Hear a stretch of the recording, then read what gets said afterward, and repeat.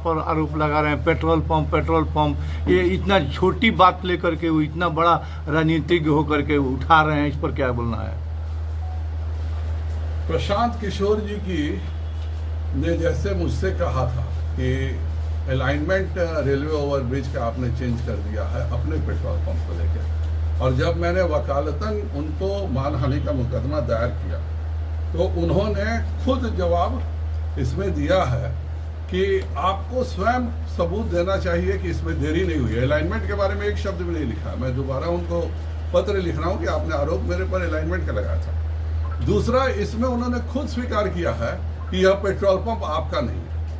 तो वकालतनामा में, वकालतन नोटिस में कोई व्यक्ति खुद स्वीकार करता हो कि मेरा पेट्रोल पंप नहीं है, मैंने उनको लिख दिया था कि मेरे रिश्तेदार का है, और खुद वह व्यक्ति इस तरह का घटिया आरोप लगाता हो, तो मैं भी जो बक्सर गया था, जैसे उन्होंने यहाँ पे बहुतों से सुन करके ये कहा कि अलाइनमेंट मैंने चेंज कर दिया आरोपी का, बक्सर में भी गया था तो बहुतों ने मुझको सुनाया कि प्रशांत किशोर जी का जब जन्म हुआ था तभी नर्स की अंगूठी चोरी हुई थी। लेकिन फिर भी मैंने आज तक नहीं पूछा, लेकिन अब मैं पूछने पे मजबूर हूँ, क्योंकि खुद आप वकालतनामा, ये उनका वकालतनामा, ये मेरा नहीं है, ये उनके वकील और बहुत बड़े वकील के बेटे हैं देवाशीष गिरी जी, ये उन्होंने, ये प्रशांत किशोर ने वकालतन मेरे को जवाब दिया है और जवाब में स्वीकार भी किया है कि पेट्रोल पंप संजय जायसवाल का नहीं है।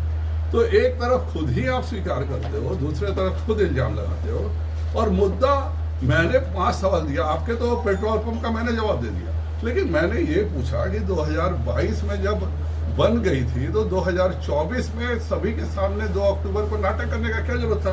पार्टी तो आपकी 2022 में बन गई थी, ये सबूत है, मैंने सभी जगह रखा है। तो आपने भितिहरवा आश्रम में, गांधी जी के आश्रम में जाकर यह आपने झूठ बोला, मेरे पास उसका भी वीडियो, और आप सब यहाँ के पत्रकार हैं, आप सबके पास वीडियो होगा कि मैं घूमूंगा, पूरा बिहार दौरा करूंगा, 4 महीने बाद मैं निर्णय लूंगा घूमने के बाद विभिन्न जिलों में कि मुझे पार्टी बनानी चाहिए कि नहीं। तो आपने तो अपना जैसे जन्म के समय गड़बड़ किया, राजनीतिक जन्म के समय भी आपने गड़बड़ किया। और मेरे सवाल का बहुत सीधा जवाब है कि भाई शरद कुमार मिश्रा कौन है, विजय साहू कौन है, जिन्होंने इस पार्टी को फाउंडर है, क्योंकि एडवर्टीजमेंट में उनका नाम है। तो फाउंडर तो वो हुए जिन्होंने इस पार्टी की स्थापना की है, पर इस आदमी का चेहरा आज तक किसी ने नहीं देखा है। भाई सामने लाओ, ये है कौन? और अगर आपने खुद इसी वकालतन नोटिस में जवाब दिया है कि आपने, ये देखिए 2 अक्टूबर 2024 को पार्टी स्थापित किया था, ये उनका जवाब है, ये प्रशांत किशोर का जवाब है। तो आपने 2 अक्टूबर 2024 को स्थापित किया था पार्टी, तो फिर ये क्या है? दूसरा, कब आपने अधिवेशन करके शरद कुमार मिश्रा को हटाया, उदय सिंह को बनाया? तीसरा, क्या शराब की कंपनी जो एनरिका एंटरप्राइजेस प्राइवेट लिमिटेड है, जिसके सभी डायरेक्टर शराब के बड़े व्यवसायी हैं, यह आपको पैसा देते हैं कि नहीं? पैसा दिया है लोगों ने, और इसी के एवज में आपने कहा है कि मैं जब सरकार में आऊंगा तो मैं 1 घंटे के भीतर शराबबंदी हटा दूंगा। आप गांधी जी की तस्वीर लगाते हैं और उसके बाद शराबबंदी हटाने की बात करते हैं। कल आप कहिएगा कि हत्या बलात्कार रुक नहीं रहा है तो मैं हत्या बलात्कार का कानून 1 घंटे में हटा दूंगा। तो क्या शासन इस तरह से चलेगा? तीसरा मेरा प्रश्न है कि आपको केवल तेलंगाना के ठेकेदार, तमिलनाडु के ठेकेदार यही पैसा क्यों दे रहे हैं? और ये पैसे क्या इस एवज में दिए जा रहे हैं कि जब बिहार में आपका शासन होगा तो आप इन लोगों को ठेकेदारी से ऑब्लाइज कीजिएगा? यह 5वां प्रश्न है, Joy of giving global fund क्या है? इसके साफ इसमें लिखा हुआ है कि यह एनजीओ है, बिहार के मैंने देश के लोगों के समाज सेवा के लिए यह बना है। तो ये एक ऐसा एनजीओ जो समाज सेवा के लिए बना हो, यह एनजीओ बिहार में लगभग 48 करोड़ रुपए खर्च करता है, और किसी बिहारी को, आप जानते हैं चंपारण तो बहुत घूमे हैं, एगो क्रिकेट बैट, एगो बल्ला, एगो बास्केटबॉल, एगो वॉलीबॉल का बॉल, एगो नेट देके क्या आपने सभी 48 करोड़ का ये क्या है? मेरा स्पष्ट आरोप है कि आपका एनजीओ का काम है आपको सारे गाड़ियां देना, आपके लोगों को खाना खिलाना, और यह सब आप एनजीओ के ढकोसला में कर रहे हैं, जबकि कोई एनजीओ अपने कुल मिला के पैसे का एक निश्चित ही 15 या 18% है जो कि वो एडमिनिस्ट्रेटिव एक्सपेंस पे खर्च करता है। बाकी सारा काम उसको सामाजिक कार्य के लिए करना, यह भी बिल्कुल नहीं है। और ये क्या चक्कर है कि Joy of giving global foundation का जो डायरेक्टर है वो भी शरद कुमार मिश्रा है, आपका जो पार्टी का ओरिजिनल प्रेसिडेंट है वो भी शरद कुमार मिश्रा है, जॉय ऑफ गिविंग के जो ओनर्स हैं जो महज 50,000 में कंपनी शुरू किया, 48 करोड़ डोनेशन दे रहे हैं, वो अभी उदय सिंह है। आप हटाते हैं तो अध्यक्ष भी उदय सिंह ही बनते हैं। तो ये जो पूरा घालमेल है, प्रशांत किशोर जी मुझ पर जितना आरोप लगाना चाहे लगाए, पर जिस नीति की, जिस राजनीति की बात करते थे, मेरे साधारण से 5 सवाल हैं। इन 5 सवाल का जवाब देने में क्या तकलीफ है? आप मुझको जिस अलंकरण से अलंकृत करना चाहिए करिए।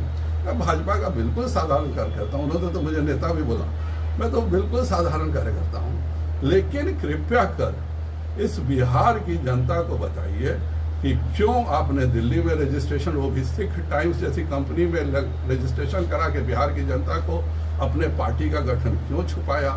क्यों आप एनजीओ के माध्यम के पैसे को अपने राजनीतिक काम के लिए दुरुपयोग कर रहे हैं? क्या एनरिका एंटरप्राइजेज प्राइवेट लिमिटेड शराब के डायरेक्टर्स की कंपनी नहीं है? और अंत में आप ही कहते हैं कि अगर हमें 10 सीट भी जीता तो मैं छोड़ के भाग जाऊंगा। तो कहीं आप लालू जी के साथ मिलकर, ये भी चूंकि आप हमेशा बोलते हैं मैं मास्टर इलेक्शन स्ट्रेटेजिस्ट हूं, तो कहीं ये भी तो आपकी इलेक्शन स्ट्रेटजी नहीं है कि 20 साल से हरा नहीं पाया नीतीश कुमार को, तो इस बार अपने ही को आगे करके और वोट बांट करके एनडीए का, और उसके बाद आप लालू जी को जिताने की प्लानिंग कर रहे हैं। उस पर इसको रहने का भी 2 कारण है, मैं बिना सबूत के उनकी तरफ बकवास नहीं करता हूँ। पहला कारण यह है कि उन्होंने अनाउंस किया कि 10 से ज्यादा मैं सीटों के बाद छोड़ दूंगा। दूसरा, उन्होंने यह अनाउंस किया कि जहां महागठबंधन हम पर माइनॉरिटी के बारे में शक का घेरा में रखता है, तो जहां उसका माइनॉरिटी का कैंडिडेट होगा वहां पे मैं अपने माइनॉरिटी को उम्मीदवार नहीं दूंगा। तो क्या किशनगंज, ठाकुरगंज, जोकीहाट, इन सब जगहों पर आप मेजोरिटी को उम्मीदवार देने जा रहे हैं? तो इन सब चीजों, और उसके बाद तीसरी बात, जितने भी आपके फाइनेंस है वह कौन करता है? तेलंगाना करती है जहां इंडी गठबंधन की सरकार है, कर्नाटक के लोग करते हैं, तमिलनाडु, कर्नाटक कांग्रेस की सरकार है, तमिलनाडु में डीएमके की सरकार है, माननीय चंद्रबाबू नायडू से पहले जो वाईआरसीपी की सरकार थी आंध्र प्रदेश में, उस समय उनकी फंडिंग है। तो ये पूरा जो फंडिंग है यह कहीं ऐसा तो नहीं है कि कांग्रेस के द्वारा पीछे से दिया हुआ फंडिंग है कि तुम फूट डालो और मैं राज करूंगा। बिहार के एनडीए के वोटर्स को, बिहार की पढ़ी लिखी जनता को बरगला के वोट का विभाजन करो जिससे कांग्रेस और महागठबंधन का राज हो सके। मेरे साधारण से 5 सवाल हैं, 5 सवाल के जवाब दे दिए। अभी तो मैं ऑस्ट्रेलिया पहुंचा ही नहीं हूँ, पहले यही 5 सवाल के जवाब वो दे दें तो मैं भी मानूं। मैंने तो उनके जो प्रश्न पूछा, अलाइनमेंट पूछा, मैंने जवाब दे दिया, पेट्रोल पंप पूछा, मैंने जवाब दे दिया। कृपया कर वो मेरे भी 5 प्रश्न के जवाब दें। बहुत बहुत धन्यवाद। ये विशेष दिन है। चनपटिया नगर पंचायत के सभी मेरे नागरिकों की यह लगातार मांग रही है कि एक्सप्रेस ट्रेनों का ठहराव चनपटिया में होना चाहिए, और मैंने इसको लोकसभा में भी इस बात को उठाया, और उसका नतीजा यह हुआ कि रेल मंत्री जी ने मुझे स्वयं बुलाया, परंतु वह ज़्यादा ट्रेनों को लेकर के हम दोनों में एक विचार नहीं हो पाया। उसके पश्चात लगातार मैं परस्यू करता रहा। फिर माननीय विधायक उमाकांत सिंह जी को भी मैं एक बार लेके गया कि भाई चनपटिया के लिए ट्रेन कम से कम हमें 3 ट्रेन दीजिए। मैंने आज फेसबुक पे पोस्ट भी किया, 3 ट्रेन मुझे मिली, लेकिन फिर मैंने रेल मंत्री जी को बोला कि कोई भी ट्रेन दीजिएगा, अगर सप्त क्रांति एक्सप्रेस चनपटिया में नहीं रुकेगी तो मेरे यहाँ बहुत दिक्कत होगी, क्योंकि सारे लोग ज़्यादातर दिल्ली जाने वाले पैसेंजर ही ज़्यादा होते हैं। मुझे खुशी है कि आज मैं 2:12 पर सप्त क्रांति एक्सप्रेस का हरी झंडी दिखा के चनपटिया नगर से रवाना करूँगा। और इतना ही नहीं, अब चनपटिया में 5 ट्रेनें रुक रही हैं। आज मैं बांद्रा से ही चनपटिया जाऊंगा, जिससे कि मुंबई जाने वाले जो भी पैसेंजर हैं वह चनपटिया में बैठ के बांद्रा जा सके। लगातार चनपटिया विधानसभा में विकास के काम हो रहे हैं, लगभग 90 से ज़्यादा सड़कें बनी हैं, और चनपटिया नगर की जो मांग थी रेलवे को लेकर वह सब हम लोगों ने पूरा कर दिया। आज जिस प्रकार से आतंकवादी हमला हुआ, फिर मैच का होना, विपक्ष इस पे सवाल कर रहे हैं। यह राष्ट्रीय इशू है, ये तय हम लोग नहीं कर सकते हैं। ये जो भी ये सेंसिटिव इशू को हमारे जो ऊपर के अथॉरिटीज़ हैं, जो सरकारी अथॉरिटी हैं, यह सब निर्णय वह लेते हैं। उसके सारे क्या है, कितने खतरे का है, किस तरह का की चीज़ें हैं, यह निर्णय वहाँ पर है। इसका बेतिया में मैं प्रेस में कोई जवाब दूँ यह कहीं से उचित नहीं होगा।